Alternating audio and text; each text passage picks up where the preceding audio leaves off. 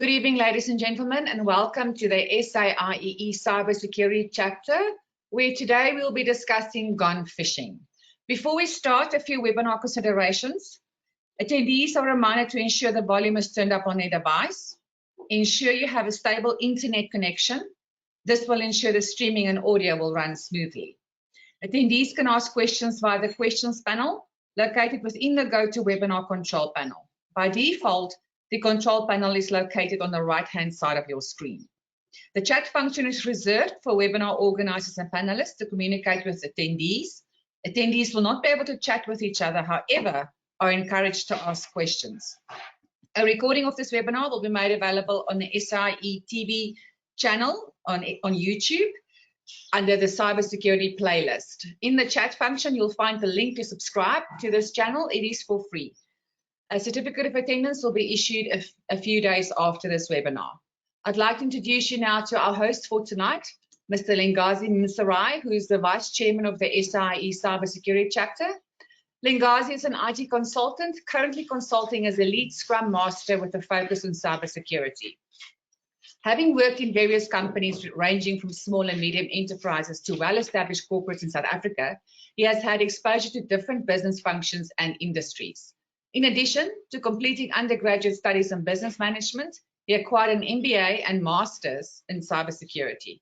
He aims to use his acquired skills to advise and coach on company strategy, focusing on securing the data, networks, and systems within companies by focusing on security as a business enabler rather than a deterrent. I hand you over now to Lengazi.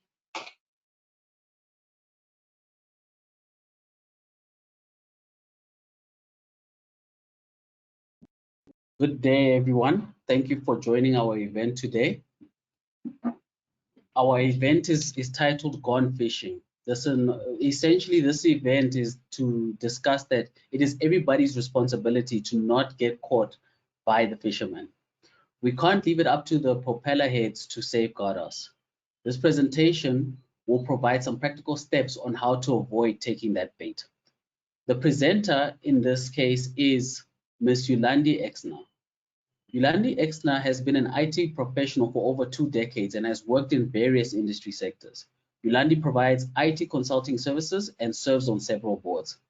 She holds a BCom in informatics and several certifications in IT security, IT governance, data privacy, IT assurance, and IT and risk, and is in the process of completing her master's in IT governance. She's also a certified director through the Institute of Directors, South Africa. Over to you, Yolandi. Thank you. Good evening, everyone, and thank you very much, Lengazi, for that introduction. So, yeah, I'm just looking at this photo of myself, and that was definitely a pre-COVID photo. Times have certainly changed.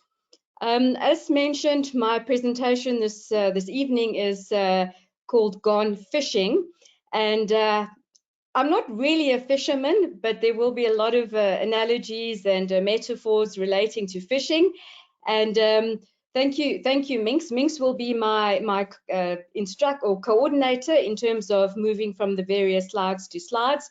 And I actually wanted to wear a fishing hat today, but unfortunately didn't have time to get one. So, talking about COVID, yes, I'm sure we're all suffering from COVID fatigue. We've had enough about hearing about COVID, but it is the new normal. Another buzzword I'm sure that we're all going to hate probably in 2022. 2022, yes. There's so many buzzwords, the new normal, Zoom fatigue, meeting fatigue. But yes, COVID has definitely changed the way in which we live. I've been fortunate because I've always worked from home, so it hasn't been much of an adaptation for myself. But organizations have definitely realized or seen with the COVID the pandemic that they've really needed to digitize and be more acceptable towards remote working. And I mean, it wasn't even a case of being accepting remote working. It was the only way you could work. So definitely COVID has been a catalyst for change. I mean, myself, I've always advocated for remote working. I've always advocated for using technology, but we weren't doing it, and organizations, it was always on the back burner. And I don't want to laugh, you know, but one has to think to yourself, again, if you're looking at organizations and their business continuity strategies and their disaster recovery plans, there was no time to get those plans signed off and polished. We had to survive, and that is what COVID-19 taught us. So yes, where there's crisis, there's also opportunity. So absolutely, it has changed the way we do things. I mean, Zoom, I think in the beginning of COVID, the Zoom shares skyrocketed. We've seen Microsoft Teams also getting used a lot more often, Webinar Jam, GoToWebinar, and all these various platforms, as well as being able to use different technology to being able to work from home.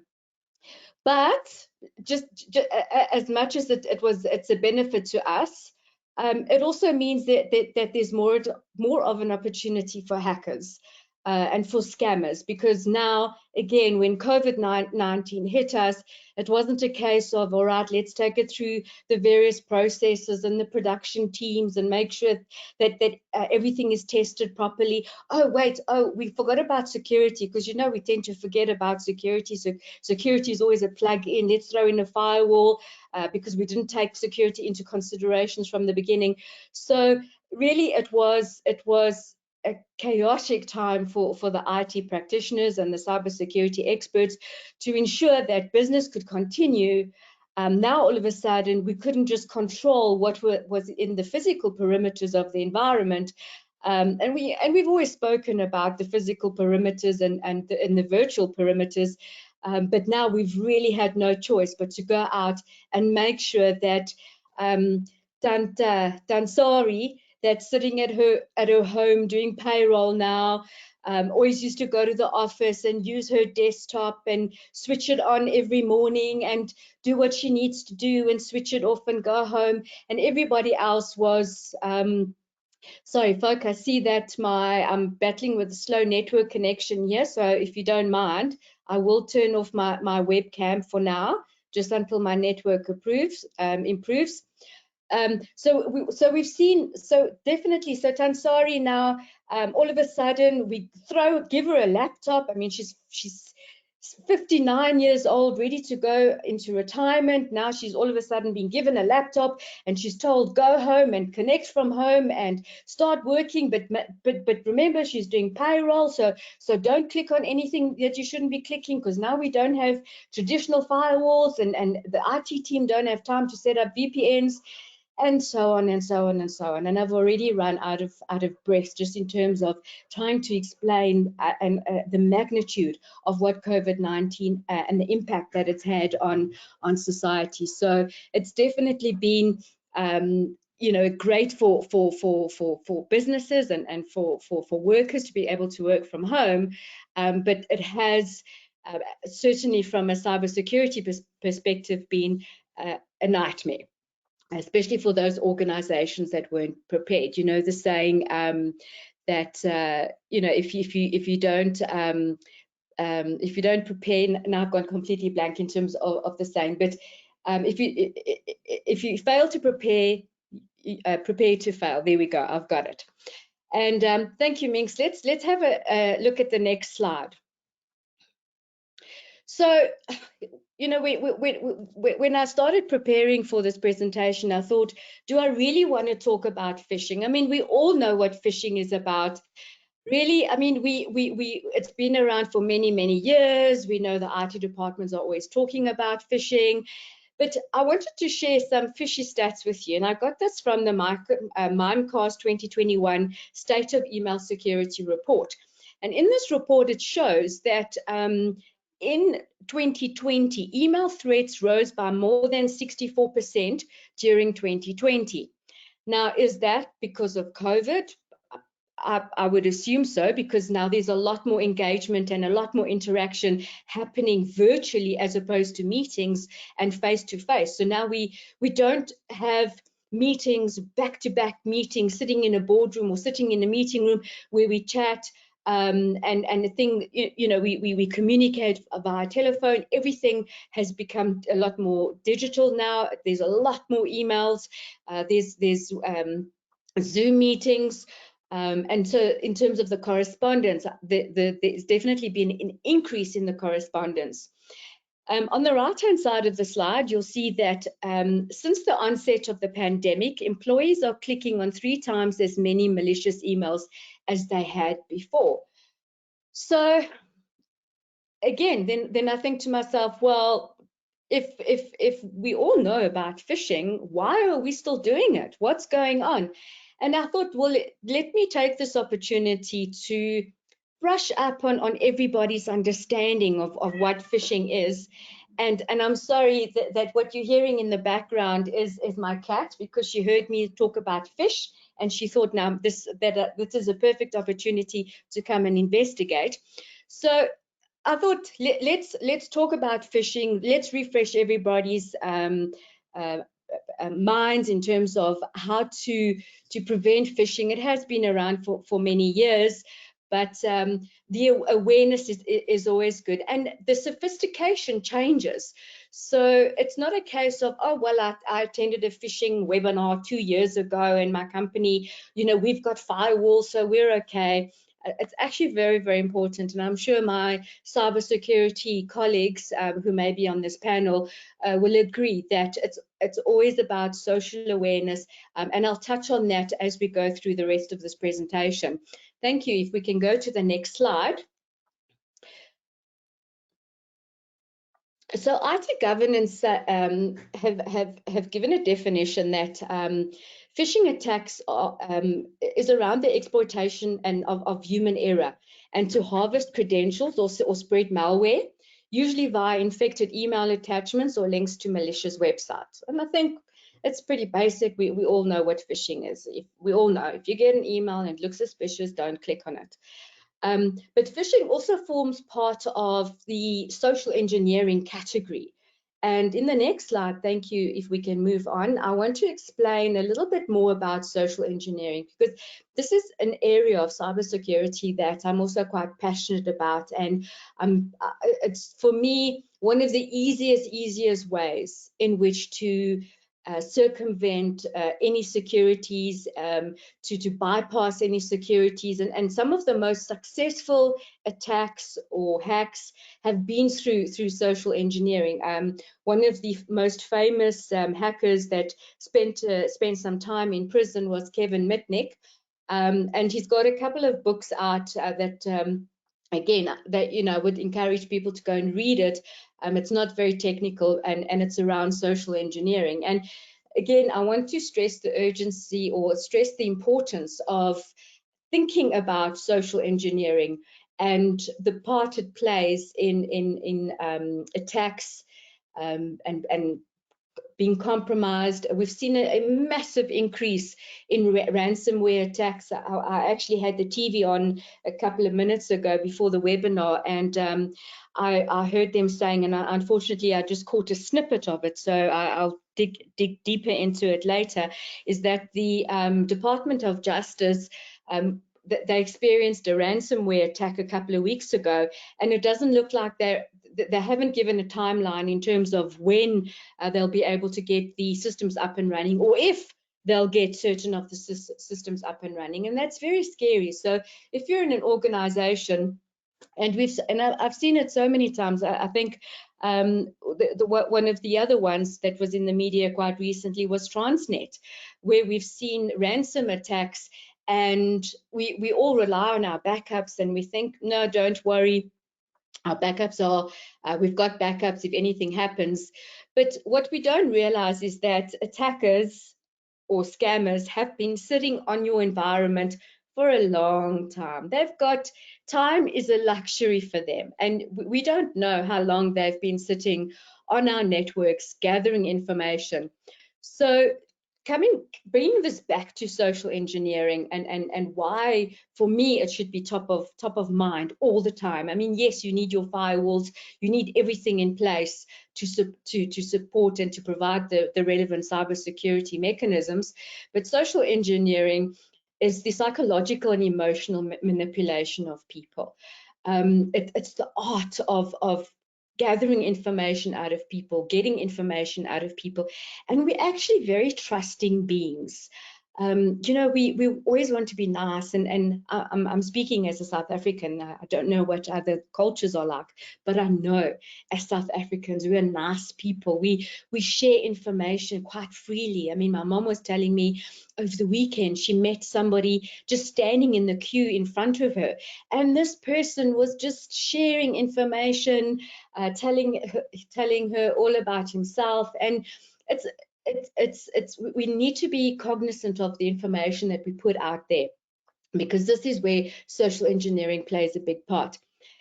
We'll see that through social engineering, it forces us to take irrational or risky actions when in an enhanced state of emotion. Sorry, I only see now there's some words missing there, but I created this word bubble that you will see in the bottom right that talks about fear, excitement, urgency, curiosity, anger, trust.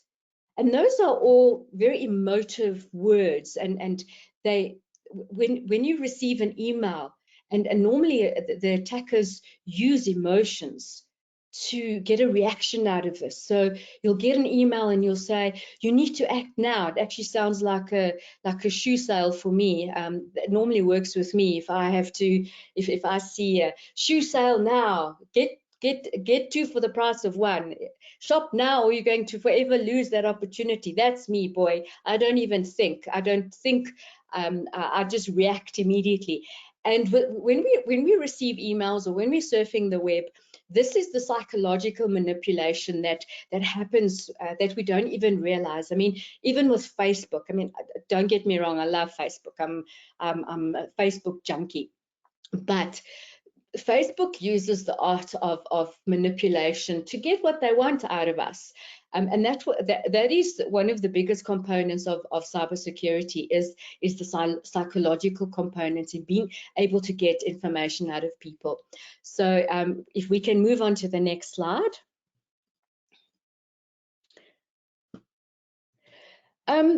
Just some types of phishing. I'm going to run through it very, very quickly because we all know basically what phishing is. But I think what is interesting to note is that phishing isn't really just specific to, or it's not just isolated to emails. As I said earlier on, the attacks are becoming a lot more sophisticated.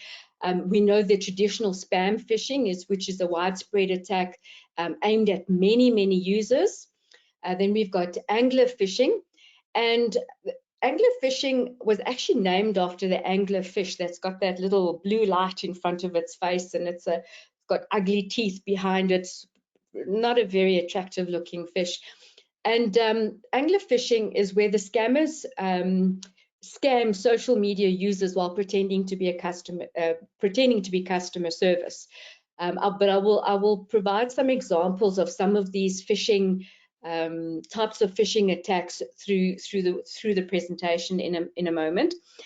And then we've got search engine phishing. This occurs through online website search engines. Let's go to the next slide.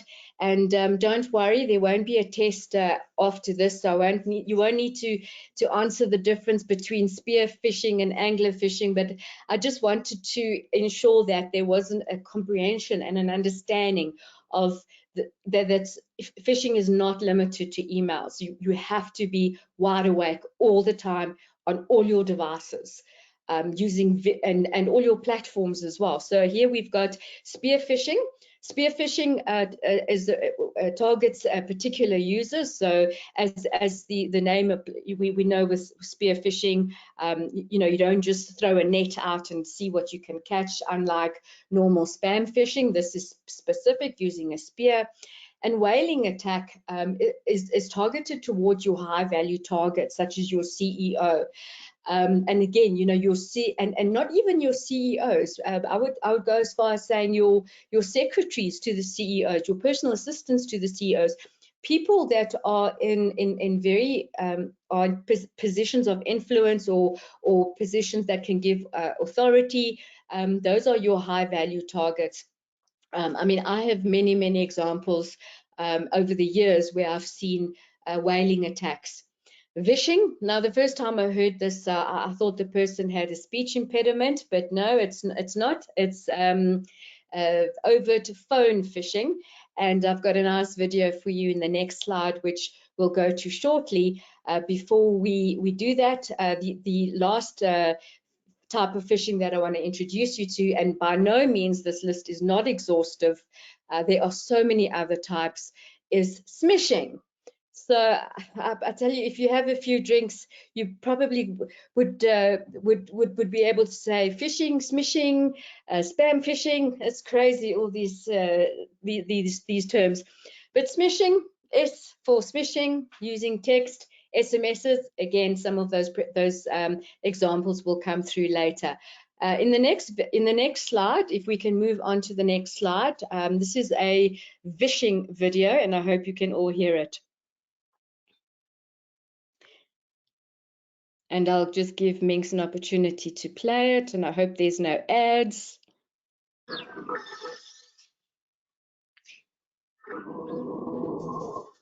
Invited Chris to hack me with his team, but they're going to hack me using social engineering, which is essentially hacking without any code. They just use a phone and an internet connection. We help people with human security issues by testing vulnerabilities for like a network test, but it's for the people network. We test those vulnerabilities, see where the holes are, and then help people learn so they can patch them. Can we try some of this? Can we try some? Yeah, see if it works. We probably could have our star Visher here make some phone calls as Let's do it. Sure. You want to do a sample phishing call? What's phishing? Phishing is voice solicitation, and basically what you do is use the phone to extract information or data points that can be used in a later attack. Let's do it. Who are you going to call? Maybe I'll call your cell phone provider Okay. and see if I can get them to give me your email address. I bet they're good. I bet they have my back. But yeah, go for it. I'm going to spoof from your number, so it's going to look like it's calling from you. Okay. Hi, I'm so sorry. Can you hear me okay? My baby, I'm sorry. my husband's like, we're about to apply for a loan and we just had a baby and he's like, get this done by today. So I'm so sorry. I can't call you back. I'm trying to log into our account for uses information and I can't remember what email address we used to log the account. The baby's crying and can you help me?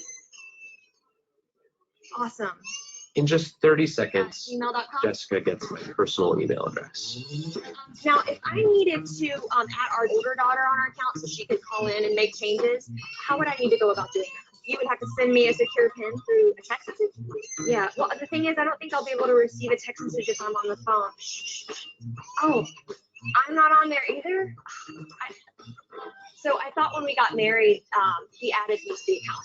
Okay, Jessica uses my girlfriend's name and a fake social security number 5127 to set up her own personal access to my account. Wait, I'm sorry. So there's no password on my account right now. Can I set that up? She even gets the support person to change my password. Thank you so much for your help today. So she just basically blocked me out of my own account. I'll get her fed after this. All right. Thank you. Holy shit.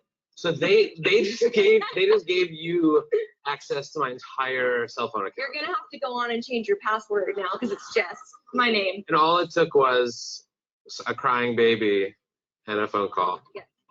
I really thought that my cell phone company would protect me. I mean, like.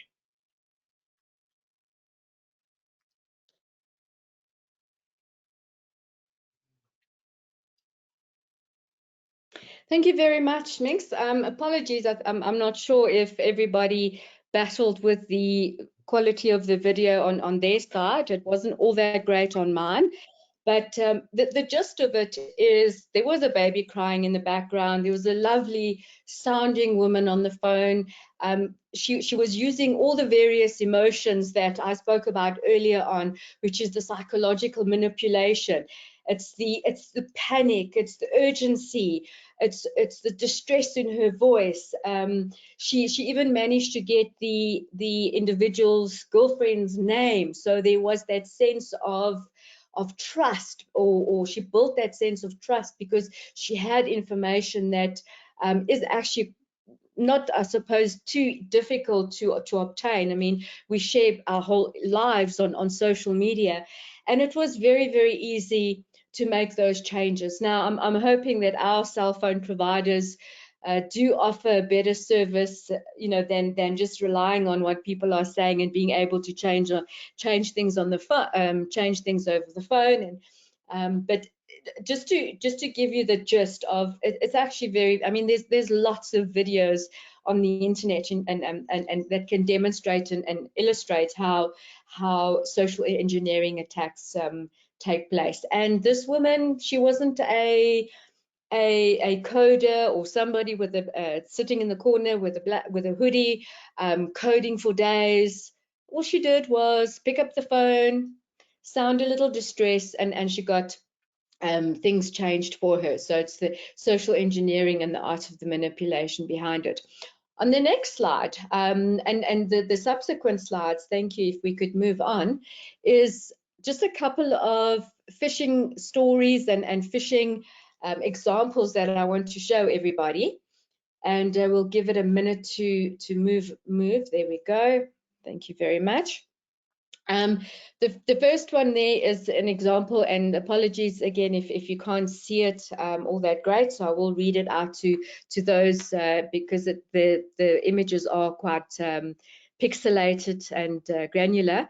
The first one is the example of a Netflix request where they want you to update your payment details.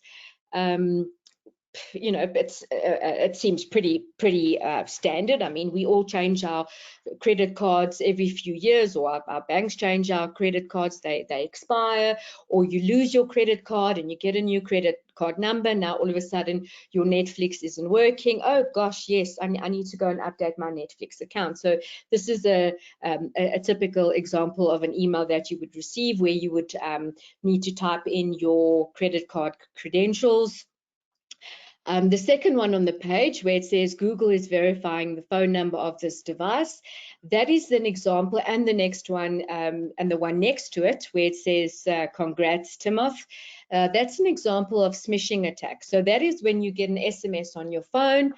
How many times I wish I could have won that $1,000 Walmart gift card or that Euro lottery. I mean, maybe it was legit. Maybe I would be sitting on an island next to Richard Branson, sipping cocktails, and maybe if I didn't ignore those smishing attacks, I would have won the lottery. But sadly, I didn't play the lottery, so I couldn't have won it. So these are the things, and I do find there are still people that fall for these types of attacks. So if I'm preaching to the converted here, please educate your friends, educate your family, especially the older folk. I'm always worried about our older generation, the BC, the before computer generation, that they understand the technology and the kind of risks that it comes with. A neighbor of mine, I've got her very, very first smartphone this year. She's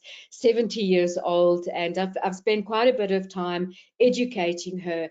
And this is what we need to do. And this is Cybersecurity Awareness Month, and I hope all the cyber advocates out there are educating the people around them. And I suppose this is also the reason for today's webinar. If we move on to the next slide, thank you, Minx. I want to just point out in the next slide an example of a phishing email. but we will deconstruct it in the next couple of slides. But this is an example of a phishing email. So if nobody's ever really seen an example of a phishing email, you've always heard of one, but your IT systems are so fantastic that they've never ever a phishing email has never been able to traverse the network and get into the network. This is what a phishing email looks like. So in order to distinguish whether it's a legitimate email or not, there are a couple of key pointers. For example, have a look at the from address. The dear customer, most of the times it would have your name, so it wouldn't be a generic random name.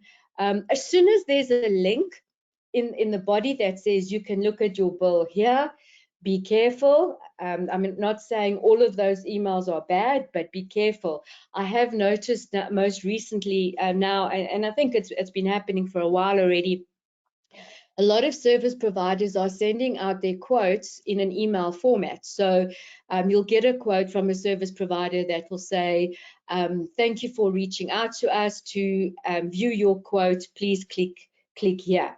And a lot of the times, as frustrated as I get because I don't want to click on the link, so I have a look through the various options to make sure that the URL is appropriate.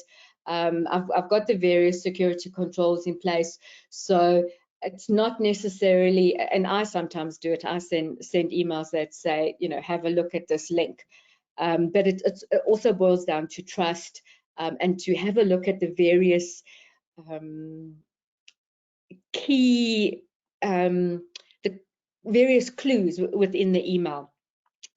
So for example, where it says you can look at your bill here, you would hover over it and see if it actually takes you to that company website. If it takes you to the company website, make sure it's the right company's website and it hasn't been spelled incorrectly.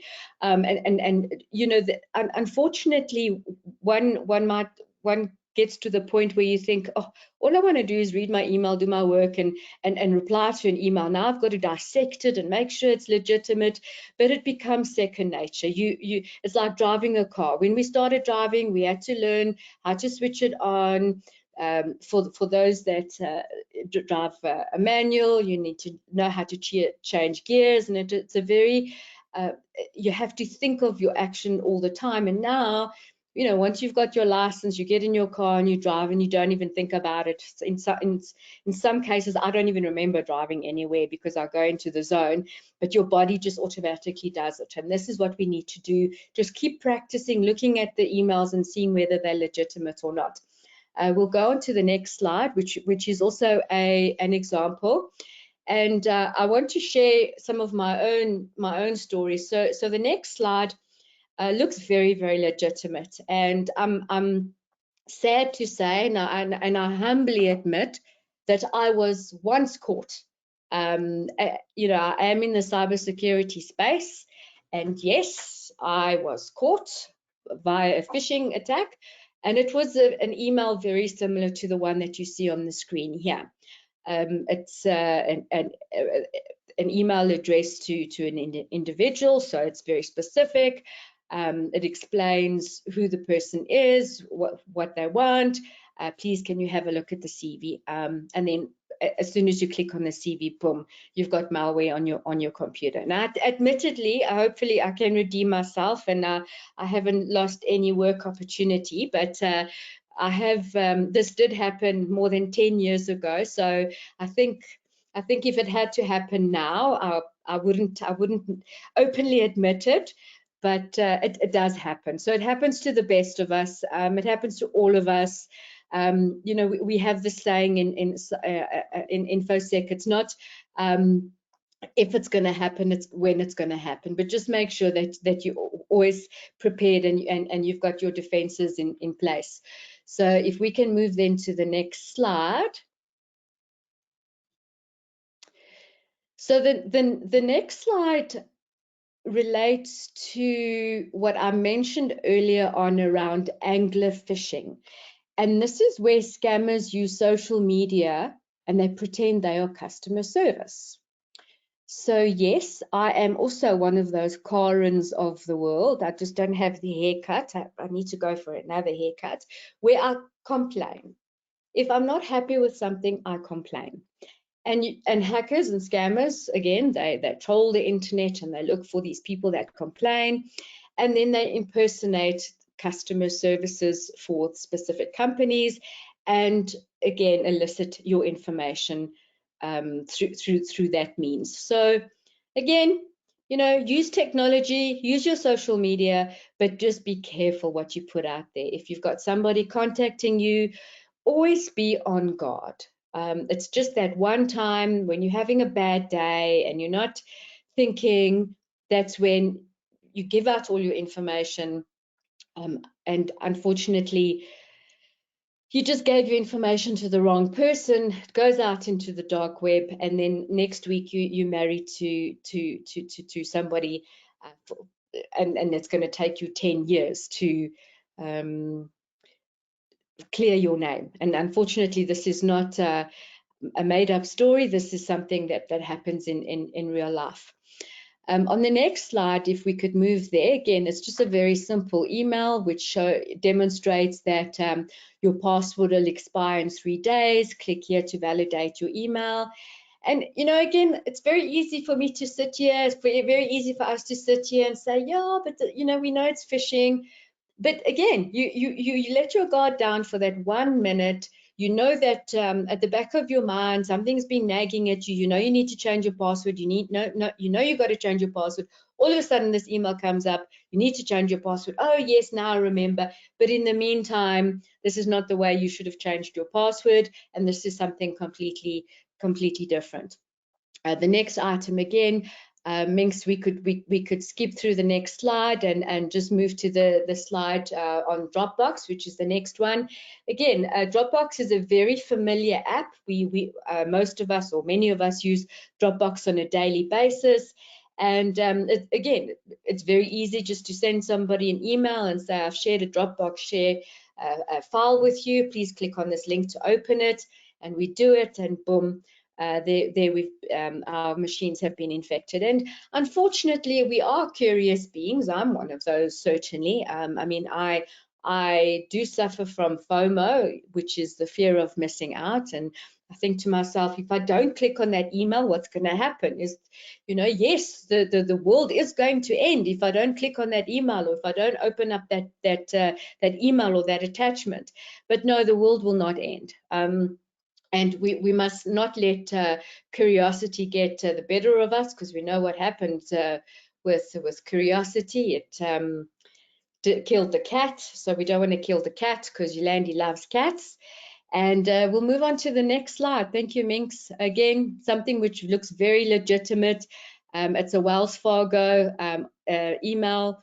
Your account has been restricted. You need to click here to unlock. And again, I'm seeing a trend here. Click here, click here, click here. So let's not click. Let's think before we click.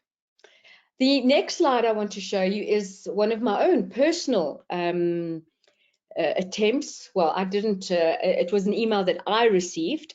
So I do serve on a number of committees, and this email was sent to me. And again, a lot of the committees where I serve, the documents and the meeting packs are quite large. You cannot email those, and sometimes, and depending on the organization, because each organization has their own preference, sometimes they use Dropbox, sometimes they use WeTransfer, FileGooi. There's just so many platforms and technologies that the various organizations are using to share information with me.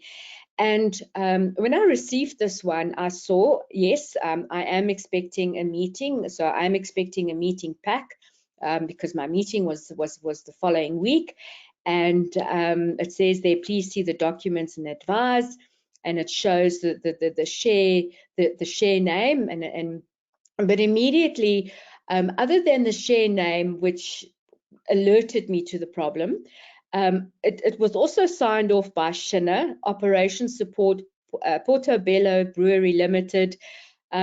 But this was not related to the actual organization that I that I was doing work for. So already then I thought, but why would Portobello Brewery be affiliated with Phisherman?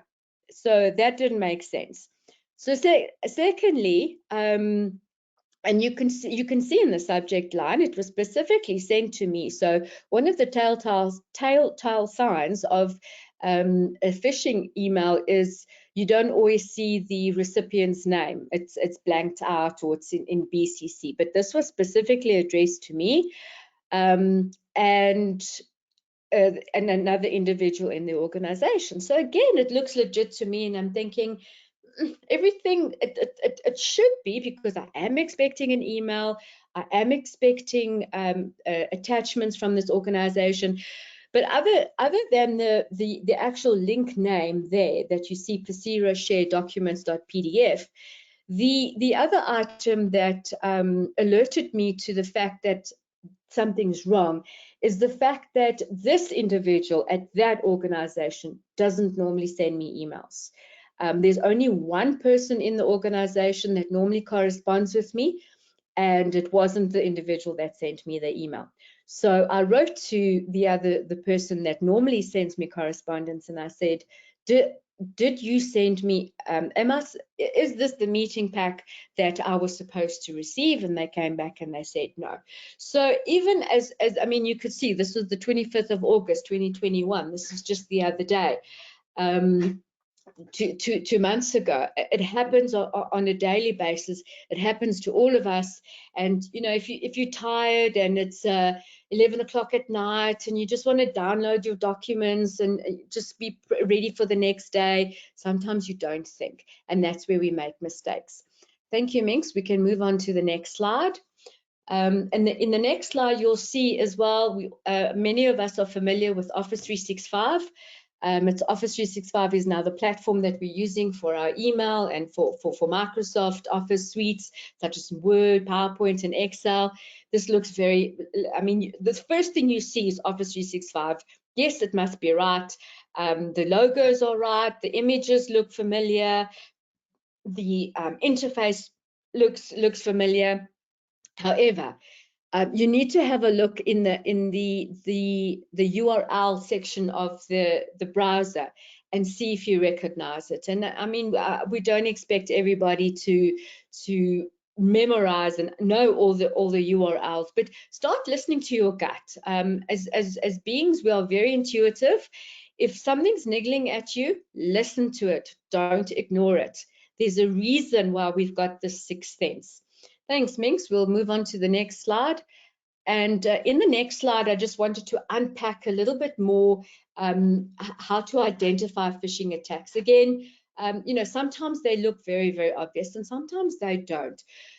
So just to break it down into the various compartments, have a look at your from field. Is it someone you ordinarily communicate with? Is it someone inside or outside your organization and would normally email you or is related to your job responsibilities? Does it look like a suspicious domain? Do you have a business relationship with a person? If we have a look on the right-hand side where it mentions date, what time was it sent? But I mean, okay, now in this COVID-19 world that we're living in, we're all working at 3 a.m. Well, not all of us, but many of us have been working at 3 a.m. in the morning. So that wouldn't really be something to look for. And we do live in the globalized world where we are sending emails to individuals in other countries.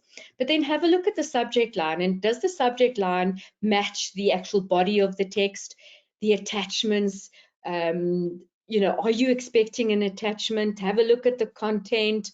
Have a look at the hyperlinks, and have a look at who you are sending the email, who's the email being sent to. As I mentioned earlier on in the email that was sent to me, the phishing email that was sent to me, it did have my name in, but many times I've seen with phishing emails, the individuals or the recipients' names are not in there. So there's a lot of things that you can look out for. Again, you know, you're not expected to remember all of these and to know all of these, but just start putting them at the back of your mind, because it's not that we're saying, you know, phishing has been around for a long time, but it really is becoming a lot more sophisticated, and the phishing attempts and attacks are intercepting, are getting through some of the firewalls. And when we're talking about security later on, which I'll get to as well, security in depth, you know, for me, the biggest weakness when it comes to security is human hacking, because we get hacked. Then we'll move on to the next slide. Thank you, Minx. I do like this picture where it says you wouldn't put strange things in your mouth, and it's a dummy that looks like a USB stick. And it says, so why would you put them in your computer? So this is another type of social engineering, which is called a baiting attack. And ultimately here is, and again, we're talking about curiosity here. You're walking in the street, and or even in your office, you happen to walk into reception and you pick up a USB drive in the reception area, a USB stick, and you're thinking, oh, shame, let me return this to perhaps its rightful owner. Pop it in your machine, and boom, you've infected your computer and potentially the entire organization with malware. So yes, as this picture says, you're not going to put strange things in your mouth, so don't do that to your computer. When in doubt, rather ask and get your IT involved.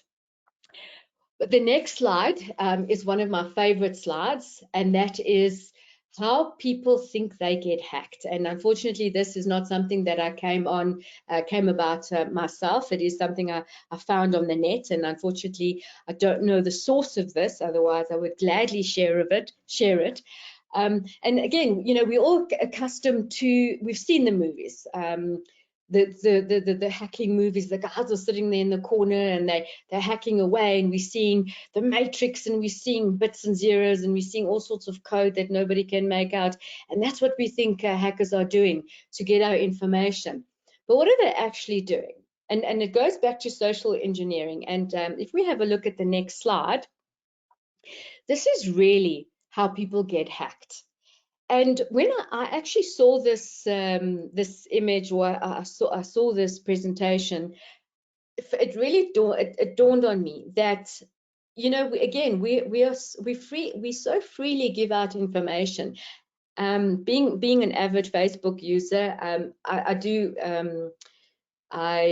I read a lot on Facebook. I don't put a lot of information on Facebook because I do value my own privacy, but I do consume a lot of information on Facebook. And I do have a lot of friends where, and I'm sure you may have been party to it yourself, or your own friends and family, where you have to complete questionnaires, you know, and it's normally 20 questions that you have to answer about yourself. And let's keep this going. Don't break the chain. Don't be you know, don't spoil the fun. Let's find out more about each other. And that's how, again, how you get information about individuals. I mean, if we look at the slide in front of you that says, how far away do you live from the place you were born? And I mean, it sounds like fun. I mean, I want to answer that question. And I know, because I want to know where my friends were born, and I want to know where everyone else was born. But so does that hacker, so does that scammer, because when you need to reset your password, sometimes you've got some security questions. If you don't have multi-factor authentication, where you could, for example, use your cell phone to reset your password, you have to answer security questions such as, where were you born? Or what was the first car that you drove? So those are some examples of how we actually get hacked, and how much information we put out there. And again, I feel sorry for the IT guys and the cybersec guys that spend so much time and effort and money protecting the environments and securing the environment so that the hackers cannot infiltrate the environment. But all that you need to do is go and answer a couple of Facebook questions, and again, all the good work is undone. We'll move on to the next slide. Thank you, Minx. And again, one of my favorite slides is opportunity. Why break into your hardened information systems? I just need to access your office. And I hate paperwork. I think that's probably why I love technology, because I hate papers. But you know, again, you don't need these firewalls. You don't need these hardened systems. Just pop into someone's office and sit down and start have a look at what's on their desk. This also reminds me, when I look at the desk and I look at all those papers, it reminds me of when I visit my doctor. And we've had the POPIA enforcement date, which was announced on the 1st of July. So we all have to comply with POPIA. And when I sit at the desk, or when I sit in my doctor's consulting rooms, before the doctor calls me in, all our files are sitting there. And yes, the files are closed, but they're sitting on the desk. The receptionist might decide to step out for a moment because one of the doctors is calling her, and all you need to do is grab all those files, put it under your arm and walk out. And I mean, I'm not advocating at all that that's what we must do.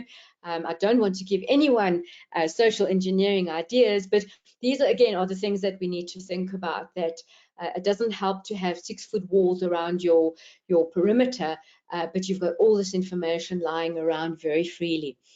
And then we'll move on to the next slide, because in the next couple of slides, and we're almost done, I want to just talk about the company Tacklebox. So if you're an organization, or if you are an IT professional, one of the most important things that you need to have in your Tacklebox is to ensure that you have a security culture.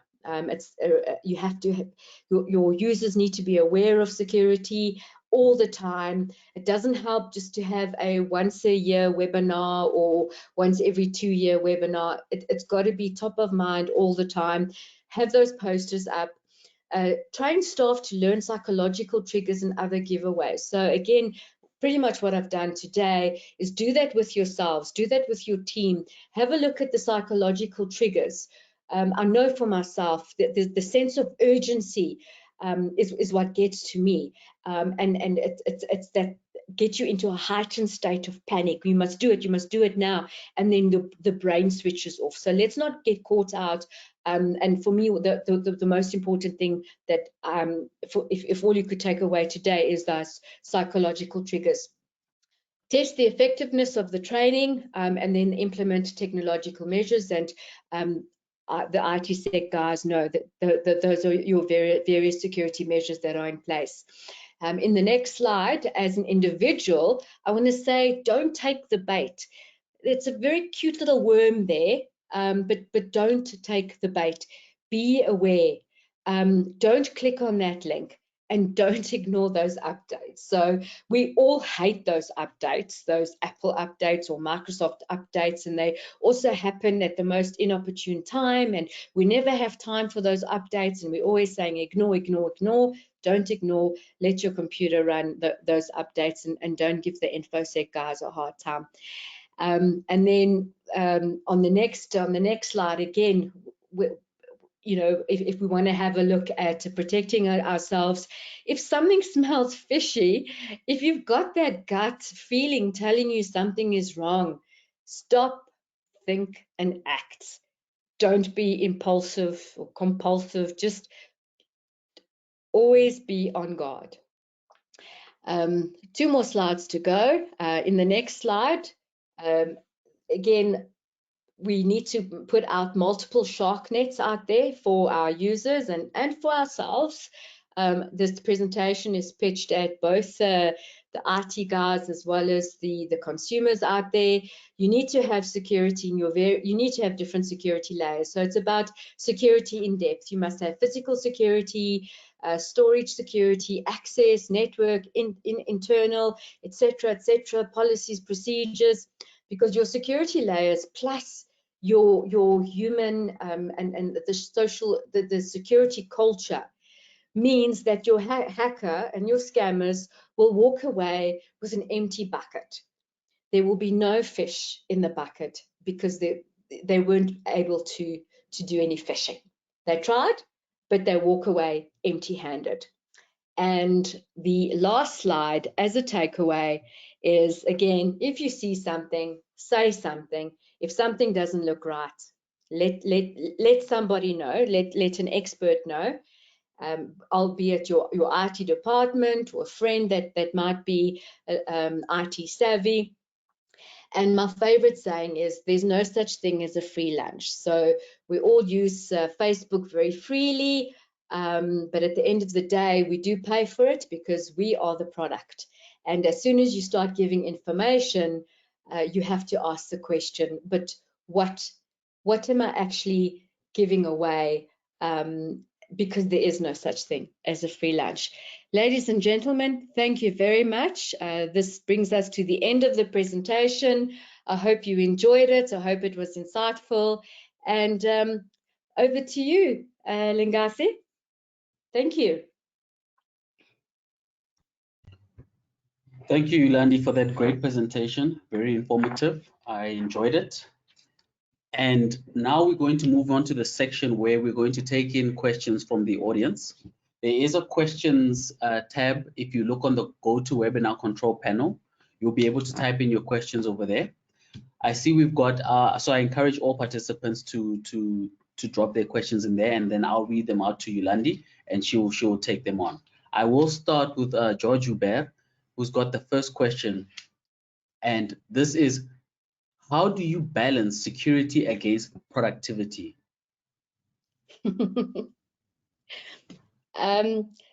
You know, if I had the answer to that question, again, I would be sitting on an island with Richard Branson drinking cocktails. It is very, very difficult. It is something that I have also faced over a number of years, because people want to get their work done, and they want to get it done now, and they don't want to worry about now that they need to change their password, and now need to send an SMS to their phone, and they must click on their phone, and It's very, very frustrating. I mean, let me give a very, very quick example with one of my banks.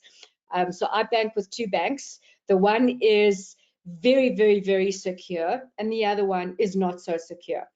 And what is happening now, the bank that is very, very secure, and I'm not going to give out names here, but you can chat to me afterwards if anybody wants to know. The bank that is very, very secure, has frustrated me so much, because just being able to transact and do basic transactions, I have to jump through hoops. And ultimately what has happened now is I'm moving away from that bank, because the cost of business to me now is impacting me, because I cannot just get on with work. I have to jump through hoops and basically do a little circus act before I can do anything. So what is happening? Bank A is losing my business because it's easier to transact with Bank B. But now, as an end user, I'm thinking to myself, oh gosh, but now I know the Bank A security is very, very good. If I move over to Bank B, will I be susceptible to fraud and all sorts of attack? And I think, again, you know, that is the risk that the organization needs to take, or not take, sorry, whoa. That's the risk that the organizations need to discuss and decide. What is their risk tolerance, and what is their risk appetite? Are we prepared to lose customers? Versus, you know, we've got such stringent security controls in place that our staff can't do their work, or we lighten it up a little bit, or we relax it a little bit, but we have other mitigating factors in place. So to strike that balance, I think that your best approach would be to have a look at the risks, look at the mitigating factors, and see, again, the organization's risk appetite, risk tolerance, what is the long-term effect and the impact of putting those security controls in place versus productivity. And that's the balance that you would need to seek out. There is no, you know, one size fits all. Bank A their risk appetite is, they're very risk averse, so they're not going to accept it. Where bank B, oh, you know what, if we lose a couple of million, that's okay, but we've got a couple of billion in the bank. So that is the conversation that you have to have with the organization. Thank you. Thank you, Yolanda. Thanks also to George for that question. It's a very interesting one, and it's an age-old question in security about the convenience and security. And as Yolandi said, the one of the big challenges is striking that balance. And I do like her approach in terms of looking at risks and then determining what to do. So I hope we've answered your question as best as we can, George. And now we're going to move on to the second question, which is from Zuko. I just want to read this carefully. So he wants to understand how about an instant messaging app like WhatsApp? How does one join the cybersecurity chapter? Okay, so he said he saw the part about smishing and phishing. How about an instant messaging app like WhatsApp? So I assume maybe this question, and Zuko, maybe you can correct me here, but I assume he's trying to understand, how does smishing and phishing happen on a messaging app like WhatsApp? How is there any correlation there maybe? I think at the end of the day, anything, any technology or platform where you can receive and click on a link, you are susceptible to attackers and scammers. So even if you're getting links on WhatsApp, I mean, we all know WhatsApp is not secure. That's why we've had the big migration to some of the other platforms such as Telegram and Signal. But you know, the funny thing is, Lenga, is I know WhatsApp is not secure, but somehow I've stuck with WhatsApp. Again, just out of the convenience of using WhatsApp. But I think just to answer Zuko's question, anything that can receive a link and that you can open it, that you can click on a link, is susceptible. And that's why when it comes to as well those smishing, when you receive those SMSs, don't click on it. Always be aware, always be vigilant. Yes. No, thanks for that answer, Zuko. I hope that answers the first part of your question. And then he does have a second question, and that's about how to join the cybersecurity chapter. You can get in touch with us on our website, or the SAIEE website. There will be information over there in terms of how to join, who you need to contact. There's a particular email address that you can send your questions to, and we can assist you in terms of joining the chapter. And we would welcome anybody who would like to join the chapter. We are open to joining, to new joiners. Thank you, Zuko. If I can Yes, jump in okay. here. To the person who asked the question, if I just put in the chat box the email address to the cybersecurity chapter, that is cybersecuritychapter@saiee.org.za. You just send your CV to that email address, and the person's Michelle Govender, the chairperson, or Lengazi, they have access to this email and they will be in contact. We're always looking for people to join our chapter. And as we all know, cybersecurity is the new buzzword, and we are celebrating Cybersecurity Month. So we encourage you to join this chapter. There's a lot of great things going to happen very, very soon. Thank you. Sorry, you can continue now. Stop selling the cybersecurity. No problem. Can I please ask for a favor, Mix? If you can please drop that link in the chat box or the question box. It is just in the for chat box. Yes, it is. Oh. Yes. It's not a link. As we just spoke about Sorry, phishing, I meant you can actually copy and paste it. Thank you very much. Yeah, no, the email address. Sorry, see, I'm also susceptible to these things as well. So thanks so much for that additional information. Minx, we appreciate that. Zuko, I believe your questions have been answered. Just in terms of the questions, can we maybe request the attendees to drop some more questions if there are any other questions? I'm not sure. I'm only seeing these two at the moment. So please drop. We still have a little bit of time. Please drop any questions you might have, any comments that we can address, and we can take it from there. Excellent. While we wait for more questions, Linga, I've got a question for you, Landi. I remember in the past, now sitting here listening through your presentation, and I think it was before the banks really was made aware of scammers and hackers and that. I remember that I would receive on my work email, like especially with SAIEE, with us having so many members, and we get proof of payments emailed to us, and that we have, and I know that you have run with a cybersecurity presentation to us the other day, but you still receive emails from people that send you proof of payments, click on this link, or an email body from a particular bank. And like I would say, the other day I got an email from a bank that I know for a fact I do not bank with, and here's your account statement, click on this. So it is very scary to see how they actually, the opportunists that exist out there to scam us. And that's why we have had this discussion with the staff of the SAIEE to say, please, you know, yes, we do receive proof of payments, but be very, very careful that there's no link. Like you said, if there's a link, do not click on the link. But then again, you get interactive PDFs that can have a link in it, which is quite a dicey situation. You know, how do you circumvent that? Again, you know, you need to look at those telltale signs. If you know that you don't bank with that organization or with that bank, don't open it. Or, you know, if you have an IT department, I know it could be confidential information, you know, send it to the IT department, maybe to intercept, not to intercept, but to scan it.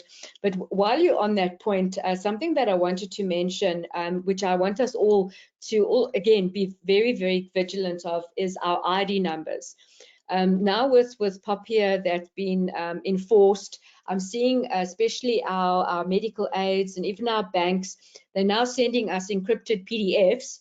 And most of them these days, you only need your ID number to open up that PDF. And again, it's actually not very difficult to get people's ID numbers. So treat your ID number like a key to your house. Guard it. Don't leave it lying around. Don't share it unnecessary. I know, you know, a lot of us on our CVs, we have our ID numbers. But you know, you send your CV to recruiters. You don't know how many people have access to that paperwork. So be very careful with your ID numbers. But with bank, you know, the thing is, Minx, again, the emails are so sophisticated. You know, we all know the obvious signs. You know, spelling mistakes. Look at the professional tone of the email, but you don't always know. And just make sure that you've got antivirus. Make sure you've got the various controls in place to mitigate against being attacked. I don't know if I'm answering your question, but it's tough. It's not easy to spot those phishing emails, and that's why we just need to keep looking for those signs, even if it's a full stop that shouldn't be there or an @ sign that shouldn't be there. Yeah, we do need to see what the banks are up to, and to try and make it easier. Again, find that balance of security versus convenience. Thank you, Yolandi. Yes, I normally, when I receive anything from banks, I've got actually the fraud department's email addresses in my contacts, so I forward it to them, let them sort it out. You know, they need to know, they need to be aware of the scammers out there as well. So. And just maybe on a parting note, before, if there are no other questions, Lengasi, is organizations should start looking at cyber insurance. I know, you know, people tend to frown and they think, you know, do you even get such a thing? But there are companies out there that offer cyber insurance, and you know, again, if you are being held to ransom and and again, all organizations, or most organizations in their lifetime, is going to experience it. Do you have the financial means to pay the attackers, or do you have the mechanisms in place to restore your data? But it's worth having a look at cyber insurance, again, also as a mitigating factor to reduce your risk. Yes, yes. No, 100%. Thanks for the advice there, and thanks for the question, Minx. Yeah, I agree. Cyber insurance would be very good to just have some way to transfer part of the risk, if not the whole risk. Although I don't agree with necessarily transferring the whole risk. I don't think you can ever really do that. But nonetheless, I think it's a good option to have on top of having, let's say, a secure environment where you have, let's say, a defense in depth approach, and you have a lot of redundancy put into your environment. So that would be a good option to have as well. And I think we're going to see more and more companies taking on cyber insurance, especially now that they have to report a lot of these breaches and a lot of these issues that are happening, because there's also that reputational damage that is happening now, where maybe, let's say, I work for a particular company, and that company gets breached or hacked, whatever it may be, and now it suffers reputational damage. It loses a lot of money. Maybe it even needs to retrench some people, and customers don't come back. Maybe they say, we're going to that more secure bank as opposed to a less secure bank, by using Yulandi's example earlier. But yes, I think those are brilliant points, and thanks so much, Yulandi. Thanks so much, Minx. I see that we don't have any other questions as far as I can see. And yes, and yeah, I would like to just thank everybody. Thanks to the participants. Thanks, Yulandi, for the great presentation and taking your time to educate us on these things and giving us a refresher knowledge. I think that the knowledge sharing is very important, even for people in the industry. We sometimes slip up, we forget, and it's good to refresh on these topics. Thank you so much. Please have a great evening. Thank you, Minx. Awesome. Thank you. And thank you, everyone, Thank you very much. Thank you. Thank you, Yolandi. Thank you for joining us as I presented today's cybersecurity chapter. Lenga, thank you for your time to host this event. I thank you, our attendees, the most important, for asking your questions, for attending this webinar. And please look in the chat box for the links to the cybersecurity chapter email address, not the link, the actual thing, just copy and paste, which is the safest option after this webinar. But you will also find the link there to the SAIEE Training Academy. Click on that. I promise you it's not phishing. That takes you to our website to see our upcoming training courses. SAIEE members receive benefits by paying reduced fees to your CPD training courses. And please subscribe to our SAIEE TV channel on YouTube. It is free, and you'll see the recording of this webinar on there in case you've missed it, or share it with your friends. I thank you all for your attendance. Have a lovely evening and stay safe. Goodbye. Bye-bye all. Bye. Thank you. Bye. Bye.